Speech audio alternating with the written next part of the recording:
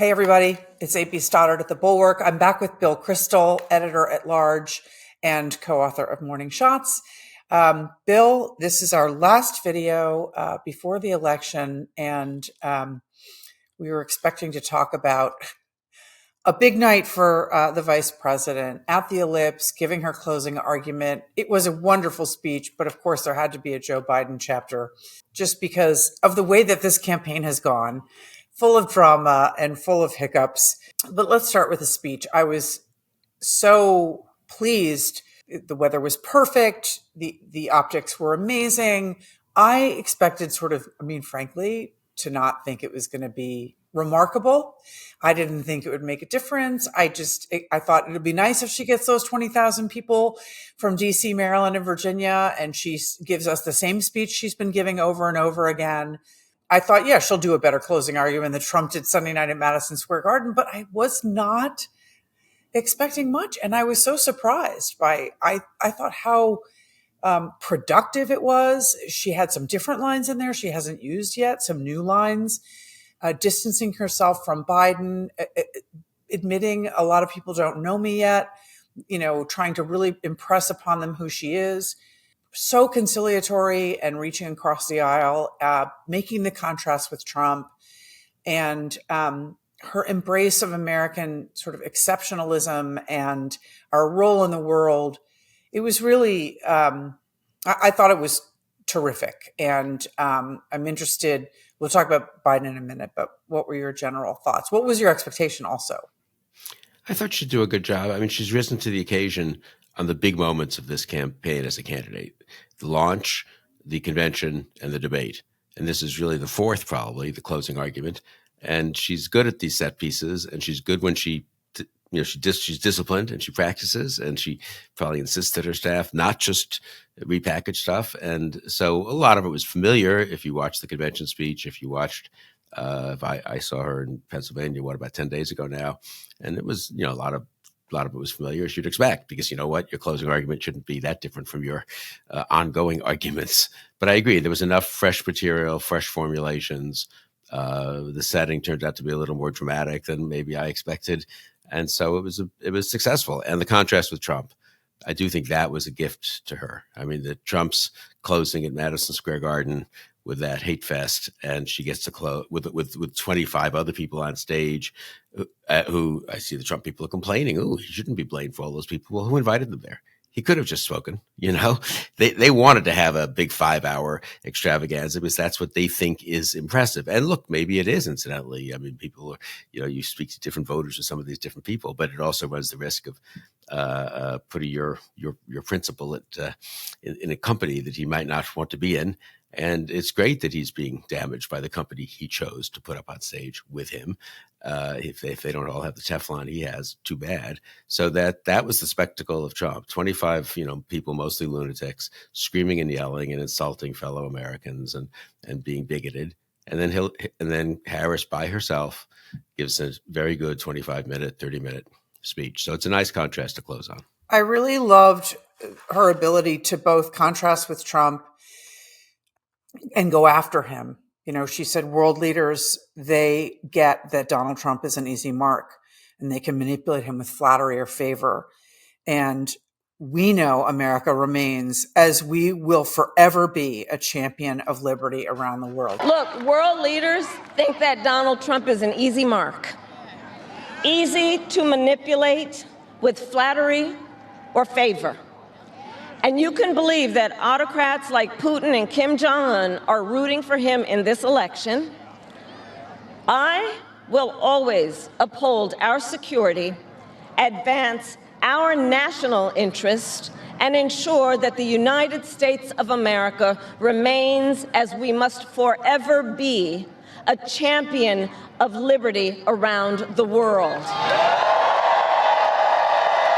Showing why he's weak, but then also, being a champion of freedom and of our ideals that he refuses to protect. And I just thought I really thought she did it well. Then at the same time saying that that she doesn't believe people who disagree with her are the enemy, that they are our neighbors, our friends, our family, and our coworkers. And I loved the line, he wants to put people in jail, I'll give him a seat at the table.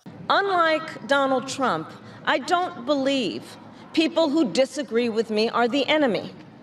He wants to put them in jail. I'll give them a seat at the table. I also thought it was really important. It jumped out to me, I'm sure it did to you, that she said, when I am president, we will quickly remove those who arrive here unlawfully. And when I am president, we will quickly remove those who arrive here unlawfully, prosecute the cartels, and give Border Patrol the support they so desperately need. So it was more than just, I'll pass the border bill, giving herself some space and distance from Biden. I thought that was, if you weren't watching the convention and you were just tuning in the last couple of weeks, and that was the first time you heard her talk about that I thought was effective. So Joe Biden, at the same time, he's on some call. I don't know if it's a media appearance. His feelings are hurt because he hasn't been used on the campaign. And he stumbles and bumbles into saying, the only garbage I see floating out there is his supporters. Or Puerto Rico, where I'm in my home state of Delaware, they're good, decent, honorable people. The only garbage I see floating out there is his supporters. And then he says his demonization of Latinos is unconscionable and it's un-American. And this is known as apostrophe gate, at least in Morning Shots, because he meant to talk about the comedian Tony Hinchcliffe, who made this racist joke about Puerto Ricans, and Biden had to issue a correction. She, very interestingly, did not go the way she usually does about what the president meant and what he wanted to really say. She said this morning, I strongly disagree with criticism of people who vote differently. Listen, I think that, first of all, he clarified his comments, but let me be clear, I strongly disagree with any criticism of people based on who they vote for. You heard my speech last night and continuously throughout my career. I believe that the work that I do is about representing all the people, whether they support me or not. And as President of the United States, I will be a president for all Americans, whether you vote for me or not. Basically going at that idea again, that she is not out to punish Trump supporters. And she might disagree with them, but that she wants to work with them. I thought that was really making lemonade from lemons. What about you? Yeah, people were a little freaked out about this, obviously, last night and this morning. I can't really take it. Maybe I'm wrong, but I don't take it very seriously. He said it. Point A, all the people who spent a lot of time telling me I was crazy to think he wasn't too old that you and I were crazy to think that he shouldn't run again. He was not too old. He would have been great. What if he were the candidate now? Which incidentally was almost the case. If I can just litigate this for 30 seconds, the whole goddamn Democratic establishment was, he's fine. His staff, the campaign staff, including some of those, if we can be honest, who are now running the Harris campaign, he's great. No problem at all. The guy you saw on that Zoom call making the incoherent and unfortunate comments, but which at least he semi-apologized for, which she totally walked away from, as she should have, because she hasn't said anything like that. That guy could have been the nominee. So let's be thankful for that the party establishment, Nancy Pelosi, helped push him aside. I just want to give her one more hat tip for her role in what I think, if this is a successful campaign, she will have been a key player in substituting a potentially successful candidate for one who wouldn't have been. But he said it. It had nothing. It wasn't on stage with Harris. It wasn't prompted by anything Harris said. And Harris literally within 12 hours later said no. She didn't really address. Just said that's not. I don't believe we should have criticized other people for their rule people out because they happen to have voted for someone differently or have different political views. And as she said herself in her speech, she went out of her way to say the opposite, that she wants people who don't agree with her to be part of the overall movement and effort. So different from the reaction of Trump and Vance to that so-called comedian and his bigoted remarks, which neither of them has personally repudiated. Vance himself, when asked about it, said, I don't know, maybe some people think it was a racist joke. Some people think it wasn't a racist joke. I don't know. I'm that guy, how do I can't tell or something. It's like, he's kind of neutral between racist jokes and non-racist jokes, Vance. He doesn't want to even say that if it were a racist joke, maybe that would be something he should disapprove of. So I feel like the whole contrast is is actually very much to Harris's advantage. Yeah, I think that this was an explosion last night because Marco Rubio ran up on stage at Trump's event to say, hey, they're calling our supporters garbage. All right. Well, I wasn't going to say anything, but I have breaking news for you, Mr. President. You may not have heard this. Just moments ago, Joe Biden stated that our supporters are garbage. And so they all put out tweets saying, 2016, they're deplorables. 2024, they're garbage. 2008, they're bitter clingers from Obama. I just don't think that the Biden mistake touches her, especially as you point out, in light of the fact that they refuse to apologize. Trump has been given many chances, and JD Vance's little dance, that's what he always does, because I was talking about this with Mona yesterday. The background quotes that Trump World gives to our Mark Caputo are always hilarious. And the one from yesterday, when he had reporting on how they were loading text into the teleprompters for the Garden event, and decided when they saw that this comedian was going to use the C word referring to Harris, that they like misogyny, but that was just a little bit too much for them. So they took that out, and then they pretended that they didn't see the jokes about the floating island of garbage and the other stuff about Puerto Ricans. So given the chance, there was a statement distancing themselves from the comedian saying, he's a comedian. We didn't see the joke. That was Sunday night. Then all of Monday and into Tuesday, Mar-a-Lago press conference included, Trump will not apologize. And what's really interesting is, they were hoping last night this was going to change the news cycle for them away from that. But it is too late. I mean, from what I have read in and heard, I have a friend on the ground canvassing in North Carolina, this went very, very far. It was very viral, and people are extremely offended. A guy who was on CNN yesterday, who's by this you mean the the Madison comedian's Square comments Garden on Sunday night. Yeah, that this has rippled through the Puerto Rican community and seems to be some kind of last straw, because in their view, it wasn't Trump who said it, but he refuses to apologize. So interesting, the contrast between Trump, right? Because the quote that they give Mark Caputo is, this is what we're campaigning against. PC culture run amok. We can't really apologize. And so the contrast between her shutting down Joe Biden and moving past this, which fits with her comments from last night, which is, I embrace Trump supporters. I'm not going to fight with you guys. I'm not going to name call you. I'm not going to put you in jail. And then the Trump Vance team refusing to apologize when it really is an electoral problem for them. I mean, it's just ricocheting throughout. I mean, the larger Latino community, maybe not, but at least the Puerto Rican community will have a material effect in places like Pennsylvania. I heard this radio show host yesterday saying these people are watching. I'm Puerto Rican. My listeners they're calling in, and they're enraged that he wouldn't apologize, and it's too late. And by Tuesday, he doesn't have an excuse anymore, which is really. It's just really interesting that they know it's a problem, but they won't address it. So I'm not sure it just hurts with Puerto Ricans or Latinos. A young man I know slightly, his mom, he told me that his mom, who had been on the fence and this guy is anti-Trump, but his mom didn't really understand why he was so worked up about Trump, sort of couldn't believe how horrible this comment was, and asked whether it was true. And our friend said, yes, it is true. And then, are there other things like that? And yes, and it sounds like she might now be not voting for, not open to voting for Trump. So I think it could help with a certain type of voters who just have Trump himself. Well, so there's a paradox, right? I mean, Trump has said things that are worse, I suppose you could argue, certainly as bad, and more dangerous, really, in terms of their policy implications. Deporting 15 million people is worse than insulting the 5 million Americans who live on a particular island, I suppose.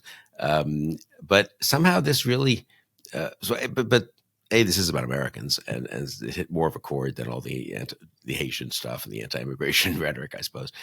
But B, I think it's an irony that maybe because it's not from Trump, it's easier to see how offensive it is. With Trump, he has so many layers of Teflon, and he's such a con man and a showman, and he's been attacked unfairly, and he's just how Trump, and he has the tweets.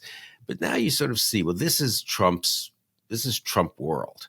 Trump world is this comedian, and Trump world is Stephen Miller, and Trump world is, the other lunatics who spoke, the one who said terrible things about Secretary Clinton. She is some sick bastard, that Hillary Clinton, huh? What a sick son of a bitch. The whole fucking party, a bunch of degenerates, lowlives, Jew haters, and lowlives. Every one of them. And the one who attacked, I guess, Harris as the devil or something like that, or Satan. Right. She is the devil, whoever screamed that out. She is the Antichrist. I mean, that's sort of the people Trump has chosen to surround himself with. And so in a way you can say, I don't know, but, he was president. It wasn't that terrible. But I don't know. I think that whole group that MAGA group is just too far, too gone. I don't want to be part of that. I think Carville said, 2 or 3 months ago, that MAGA reminded people that MAGA was less popular than Trump. And that if you could drag Trump down to MAGA, that would be a good move politically, and maybe that's sort of happened slightly in some unanticipated way here. It's just really interesting because we always say nothing will hurt him, and the idea that they are. I mean, there was this radio host was saying that he had a man who had already voted for Trump early, and he was racing around doing everything he could to get people to go out and vote for Harris. Because he was trying to repent. It is interesting. I think it is the collective from Sunday night, right? Stephen Miller saying America is for America, and Americans and Americans only. America is for Americans and Americans only. Of course, unless you're Melania or Elon, it evokes Trump's comments on shithole countries. It is a lot. It's his past, the company he keeps.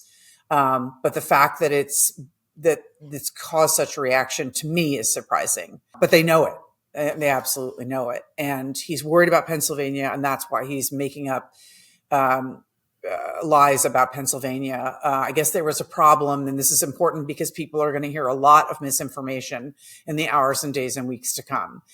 There was a problem with some applications for voter registration, not registration itself. And so the officials who are looking out for this stuff caught it. And there are often falsifications on applications, but they catch them before they register them and accept the applications. And Trump was spewing lies about that because I think he's seeing that she's winning the early vote in Pennsylvania and not elsewhere, but in Pennsylvania. And this is going to have a problem on Puerto Rican areas in Pennsylvania where it could make a difference on the margin. I was so incoherent last week, desperately clinging to what I could to try to find some actual silver linings, but I found one this week. And that is Politico has Democratic sources reporting on how delighted they are to see a 10-point gender gap on average in early voting across the swing states. Women accounting for 55% of the early vote, while men are at 45%. In some states, women are actually exceeding their vote share from 2020. A recent Ipsos ABC poll showed Harris with a 19% lead among suburban women. That's up 10 points from October. And at the same time, Harris has cut Trump's 27-point margin of victory in 2020 with white women without a college degree. So she has cut his lead with white non-college. That is significant. Democrats are not seeing a surge in the bro vote. What they're seeing from early vote data from women of color is very heartening. Black and Latino women under the age of 30 are not only showing up at higher rates than their male peers, but even by a larger margin than they did in 2020. So some of this early vote that's coming from women are Republican. But if you're looking at the numbers, that's pretty interesting. I mean, early vote is very hard to interpret always because you just don't know if people are voting earlier for random reasons this year than they did 4 years ago, Right. and so it's the same vote ultimately, especially by comparing it with a pandemic year, obviously, and then especially comparing it with the year when Trump was discouraging Republicans for early voting, and now they've been encouraging Republicans to vote early, and so there's clearly going to be more Republican early vote than there was in 2020. It would be kind of insane if there weren't. There is. It's a little hard to evaluate. I mean, I tend to agree that actually some of the, when you look into the entrails of it, some of it seems to be encouraging, including not and in other states too, incidentally, where I think people are, and there's a lot of really stupid Elon Musk is leading the world in stupid interpretation because, the Republicans are voting earlier. They were encouraged to. They're doing so. They didn't do it at all in 2020. So, of course, they're much better. There are many more Republicans voting early in New Jersey than there were in 2020. There's zero evidence that anything's changed in Jersey. I would say if you look at the entrails, there are enough state and congressional polls, and I've seen a couple of internal congressional polls in the last 24 hours that are mildly good for the Democrats and good for Harris in the sense that she's running where Biden did last time or even a little ahead. Now, these are often in non-competitive, non-swing states. It's just some congressional candidate in New Jersey is in a competitive race. They do a poll and they throw the ballot test at the top of it. And, Harris is 3-4 points better than Biden. There's some states where she's running a little behind where Biden did. Virginia, I think it's one poll, she was +6. I guess Biden was +10 last time. But the range seems to be she's not doing as well as Biden did last time, but not more than 3 or 4 points worse, which would still make her even in the national vote. Or she might be doing a little better. So I guess I feel like there's some indications out there that are pretty good for Harris. A lot that it's a very, very close race. That seems to be the basic fact still. But very few indications that things are falling apart for Harris. I mean, there's not been any, if things were really going south, you would be seeing some polls popping up now that were really good for Trump. And there just isn't much of that. So I actually am slightly heartened. Do you believe that would you, if you were betting, would you bet that the polls, after underweighting for Trump support in 16 and 20, are overweighting for him, getting it right, still underweighting for Trump support? I mean, when you look at the polls, how do you feel about the race? I mean, there are two ways in which the polls can be wrong with. There's 3 ways. One, they're always going to be a little off because there's just margin of error. And so, they're not going to have it down to a half percentage point or even a point or two always. The average of the polls should be a little better. But secondly, the polls could be off because voters actually changed their mind in the last week, or new voters or voters who were undecided make up their mind and tilt one way or the other in the next week. So it's not wrong to have a poll that's 48-48 and the final results is 51-48. It might be that those 3% just went for Harris or Trump, or more likely it won't be 3-0, it'll be 2-1, but still so it'll be 50-49. So the poll was right when it was taken sometimes. And then the poll can be wrong, not wrong, but a little off when it was taken.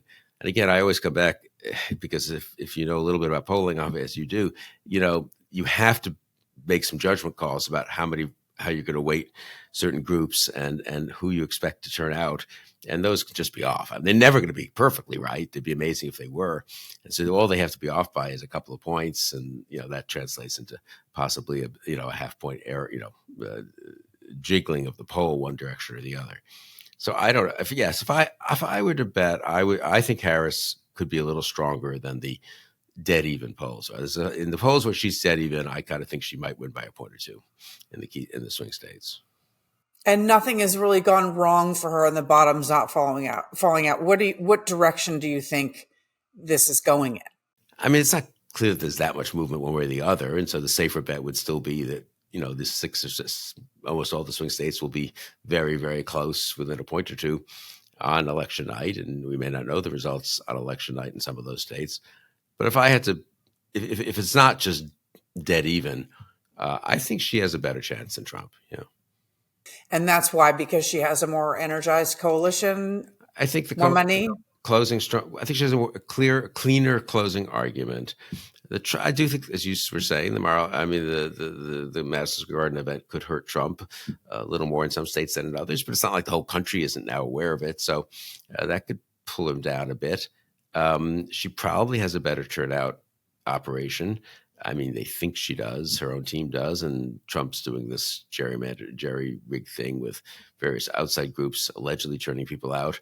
That should be worth maybe a half point or a point. A lot of those Trump voters are going to go to the polls anyway, so it's not as if they all need someone to drive them or remind them. But the Democratic lower propensity voters, the young people, the students, they really do need people to remind them to vote. And I think hopefully if that is something that the Democratic parties of Michigan, Wisconsin, Pennsylvania have done. I also feel like those states voted against MAGA candidates in 2022.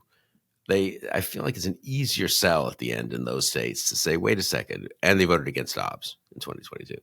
And so we have some recent evidence of those states balking at, a MAGA anti-Dobbs candidate. Doesn't mean they'll balk at Trump. He's different from, Mastriano or whatever, but I think it's not quite as much of a, just a kind of crapshoot as people have been saying. I do think that's why the blue wall states are much more promising, or somewhat more promising for Harris than some of the other states, which either have voted Republican for governor, Georgia and Nevada, or in Arizona's case, we're very close. I don't know why Arizona seems so problematic, but anyway, it does seem to be. And then North Carolina, actually, I think I remain mildly optimistic, but it sounds like the Southwest states seem a little tougher, Nevada and Arizona. But who knows? You're now talking about 1 point differences. So that's my last question. I think it's so interesting. Since 1980, the blue wall states have voted together one time. Wisconsin broke voting for Dukakis there, but they always vote together. What is your sense about this broken up map of the 7 states? It's so interesting, right? We did not expect in the beginning of the cycle North Carolina would be in play. Now it's a 7th swing state. They usually break the same, but it looks like, as you just noted, Harris struggles more in the more diverse Sun Belt states than she does in the whiter, older Rust Belt states. Do you think they're all going to break the same way in the end, or do you think that we're going to see a split? So, I mean, you could have movement in the same direction and still see a split. That is, Arizona and Georgia were like 10,000 vote margins. Wisconsin was, I think, 20,000. Pennsylvania was 80,000. So obviously, if there's a movement, leaving aside population differences of 30,000 average towards Trump, he'll pick up the ones that were closest, and he won't pick up the Michigans and Pennsylvanias. So people are, there's some. You could still have a consistent movement and have a split result in the states. There's a little evidence that, maybe Trump's doing a little better with some younger black males and younger Hispanics, and therefore he erodes a little bit of vote in the Southwestern and the Sun Belt states. There are fewer of those people. Actually, there are a lot of blacks, but there are fewer Hispanics in the Rust Belt states. But I'm also a little dubious about that. I'm very struck by the story this young man told me.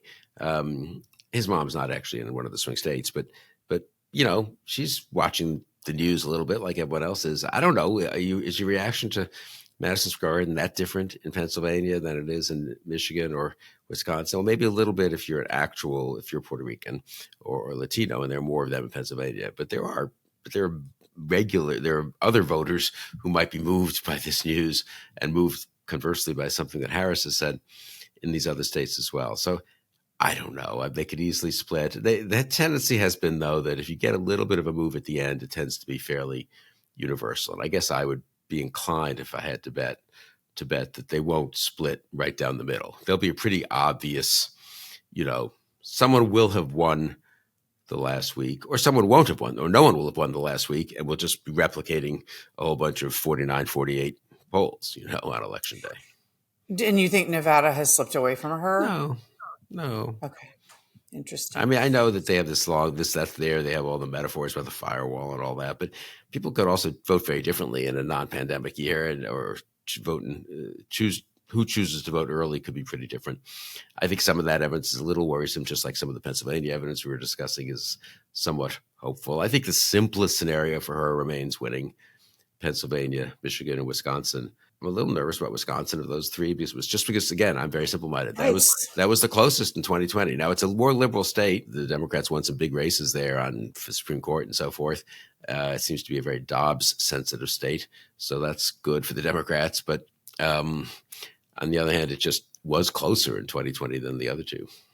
Well, I'm nervous as hell, but one of the things that I will be so fascinated to learn about is the farmed out ground game to Charlie Kirk and Elon Musk, because my friend who is in North Carolina said that they were finding like hay bales of Republican flyers unopened in garbage cans.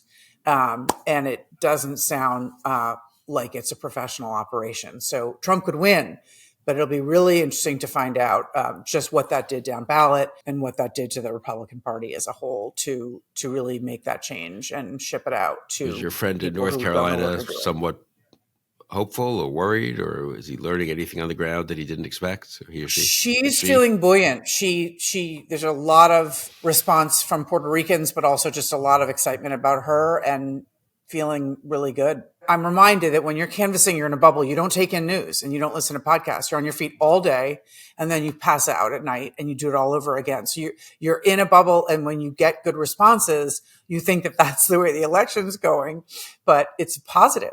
It's positive. So it's interesting. All right. Thank you, Bill. Thank you. I don't want to see you on the other side, but I have to. Yes. Thanks, everyone, for listening. We will not be back together on Wednesday, the day after the election, because the Bulwark will be pounding you with content, live streams and other things. It will be voluminous, but we'll see you in some form after that.